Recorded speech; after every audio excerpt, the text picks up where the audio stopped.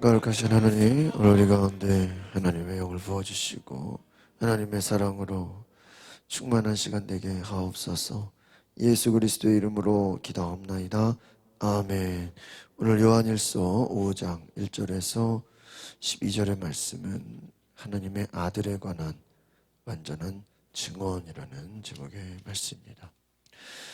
먼저 1절에서 5절은 하나님을 향한 인간의 사랑에 대해서, 6절에서 12절은 완전한 증언에 대해서 말씀하고 있습니다.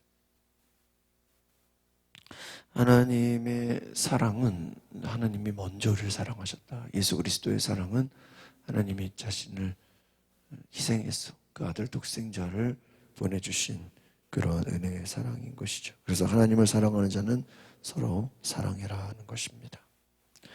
사랑할 수밖에 없다. 하나님의 크신 사랑을 받은 자는 먼저는 하나님을 사랑하고 두 번째는 내 이웃을, 눈에 보이는 형제자매를 사랑한다는 것입니다. 그래서 우리가 하나님을 사랑한다는 것, 그것은 서로 사랑할 때 그 사랑이 우리 가운데 있다. 또 믿음으로 세상을 이긴다. 어떻게 보면 이 영적인 차원으로 보면 우리는 세상에 끌려가는 자가 아니요, 세상에 따라가는 자가 아니요, 어떻게 보면은 반대로 손으로 악을 이기는 하나님의 사람들이라는 것입니다. 그래서 예수 그리스도가 우리 가운데 역사하시고 하나님의 성령이 우리 가운데 계셔서 예수님을 증언하신다, 확증하신다는 것이죠. 그러니까 성령께서 하시는 일이 뭐냐? 우리의 믿음을 계속해서 견고하게 하신다는 거예요. 그러니까 우리가 성령이 우리 가운데 계시다.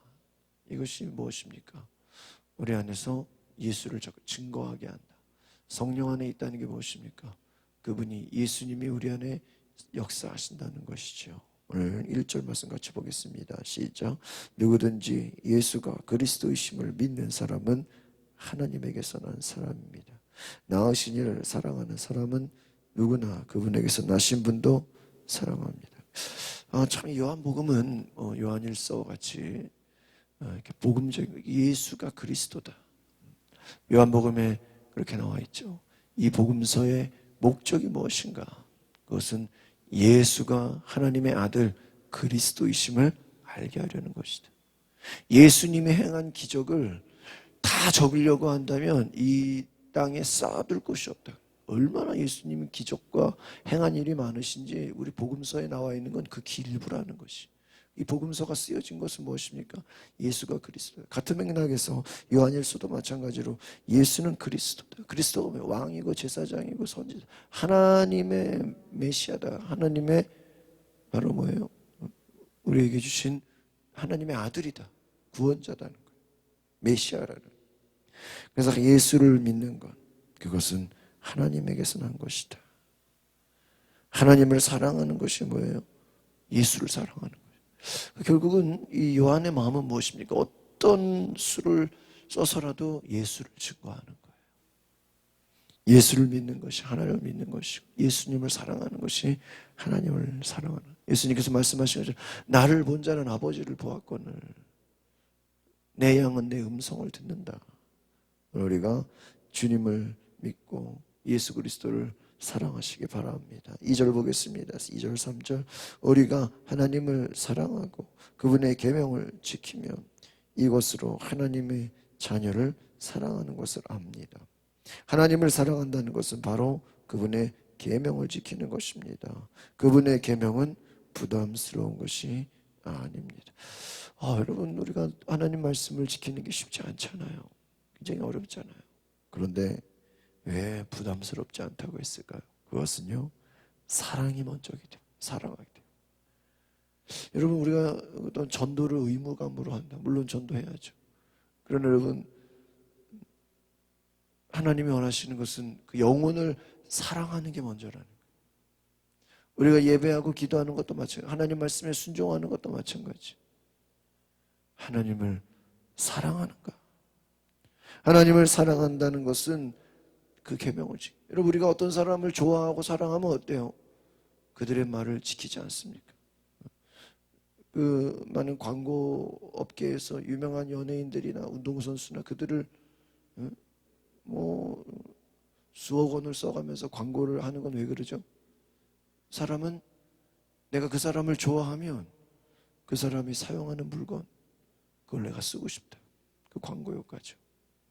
우리가 예수님을 사랑하면, 우리가 하나님을 사랑하면 그분이 하시는 말씀이 어때요? 좋은 거예요. 그분이 하시는 말씀이, 그분의 그 모든 은혜가, 그분의 계명이 부담스럽지 않다는 거예요. 우리가 그렇습니다. 하나님을 사랑하기 때문에 계명을 지킨다. 말씀에 순종한다. 구약에 많은 왕들이 나오죠. 그 왕들이 다 하나같이 하나님 마음에 다 들지가 않아요. 다 부족해요. 다 제 갈 길로 해. 그러나 다윗에게만 내 마음에 온전한 자다 그래. 왜 다윗이 하나님께 인정을 받았을까? 그는 하나님을 사랑했어. 그 아들 솔로몬이나 그 후손들이나 그 나중에 나오는 모든 왕들은요, 의무감으로, 왕이니까 어쩔 수 없이 지키기는 지켜야 되겠고, 그 마음에 하나님을 두기를 원하지 않았어. 그러니까 로마서 말씀처럼 마음에 하나님 두기를 싫어하며, 그것이 죄예요. 여러분, 우리가 마음에 하나님 두기를 즐거워한다. 그것은 무엇입니까? 말씀을 가까이 하는 거예요. 하나님 전에 나오기를 기뻐하는 거예요. 저는 올해 2021년을 대하면서 우리가 하나님 앞에 큰 믿음을 보인다는 게 무엇일까? 하나님의 말씀을 가까이 하고 그분의 말씀을 지키고 순종하는 삶이 저 여러분에게 있기를 소망합니다. 부담스럽지 않다. 왜요? 하나님을 사랑하기 때문에. 4절 5절 같이 보겠습니다. 시작. 하나님에게서 난 사람은 누구나 세상을 이깁니다. 세상을 이긴 이김은 이것이니 바로 우리의 믿음입니다. 세상을 이긴 사람이 누구입니까? 예수께서 하나님의 아들이심을 믿는 사람이 아니에요. 할렐루야. 그렇습니다. 예수가 하나님의 아들을 믿는 사람은 세상을 이긴다. 이 말은 세상이 감당하지 못한다. 다른 말로 하면 세상이 이 사람을 꺾을 수 없다는 거예요.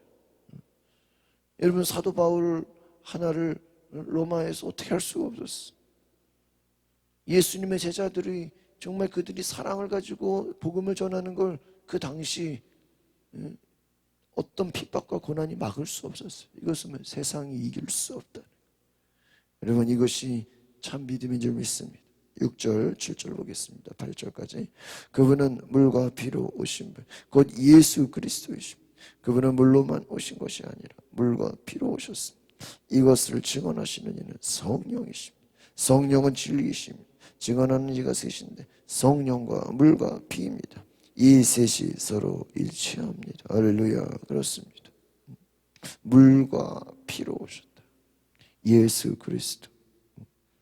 우리가 그분을 의지하고 그분을 믿는 것, 이것은 성령이 하시는 일이 뭐예요? 예수님을 증거하는 것. 예수를 믿는 것. 물은 뭐예요? 거듭남의 상징이죠. 피는 뭐예요? 예수님의 우리를 향한 사랑과 구원의 상징 아닙니까? 너희가 거듭나고 구원받았느냐? 예수의 피를 의지하느냐? 그 피의 능력을 믿느냐? 보혈의 능력을 믿느냐? 그러면 성령이 너희 안에서 역사하신다. 여러분, 우리가 믿음이라는 것은요, 내가 믿어지는 게 믿음이에요. 내가 억지로 믿는 게 믿음이 아니에요. 성령이 안에 오시면 우리가 말씀 믿어지는 거예요. 우리가 기도하는 것도요, 성령이 우리 안에서 일하시기 때문에 기도하는 거예요. 순종도 마찬가지. 성령이 계시기 때문에. 여러분, 우리 가운데 성령이 거하심을 여러분 믿으시기 바랍니다. 9절 10절 2절 보겠습니다. 시작. 우리가 사람의 증거도 받아들이는데 더 큰 하나님의 증거는 받아들이지 않겠습니까?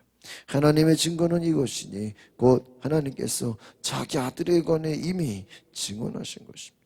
누구든지 하나님의 아들을 믿는 사람은 자기 안에 증거를 갖고 있습니다. 그러나 하나님을 믿지 않는 사람은 하나님께서 자기 아들에 대한 증언하신 증거를 믿지 않았습니다. 그렇게 그분을 거짓말쟁이로 만들었습니다. 그렇습니다. 하나님의 증거, 그것은 뭐예요? 이미 자기 아들에게 관해 증언하죠.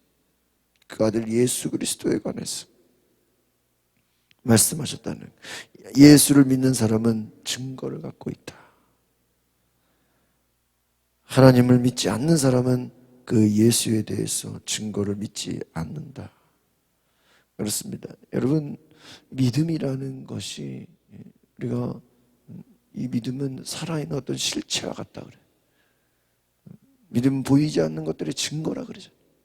여러분, 우리는 믿음을 통해서 내가 하나님의 자녀인 것이 믿어지고, 내가 하나님의 살아계심이 믿어지고, 그 말씀에 순종할 수밖에 없는 이 증거를 가지시기 바랍니다.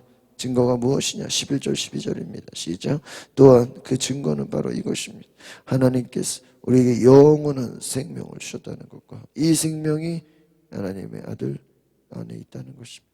아들을 모신 사람은 생명이고 하나님의 아들을 모시지 않는 사람은 생명이고, 예수가 오신 목적이 뭐냐? 우리에게 생명을 주는 것이다. 부활의 생명, 우리는 부활을 믿잖아요. 부활이 뭐예요? 영원한 생명이에요. 여러분, 우리가 영원한 생명, 영생을 주신 하나님, 그것은 예수 그리스도 안에 있다. 복음의 핵심이 뭐예요? 예수 그리스도죠.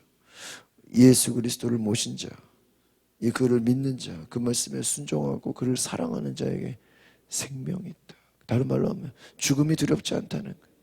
사랑 안에 두려움이 없다고 말씀한 것처럼 세상이 우리를 겁줄 수 없다는 거예요. 위협할 수 없다는 거예요.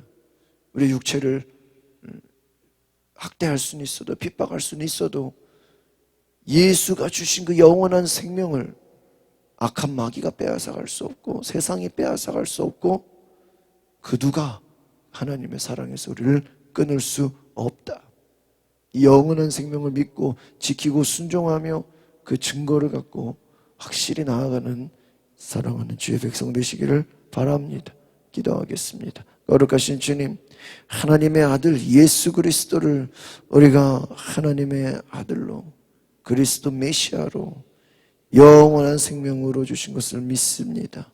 우리가 그 믿음이 성령 안에서 증거되게 하시고, 그 믿음이 우리가 보이지 않아도 확실한 증거로 그 영원한 생명의 능력이 우리의 삶의 부활의 능력으로 나타나는 귀한 은혜가 있게 하옵소서. 그 예수 그리스도의 생명이 우리의 소망이 되게 하시고, 세상을 이기는 믿음이 되게 하시고, 세상이 감당하지 못하는 주의 말씀의 능력이 되게 하옵소서.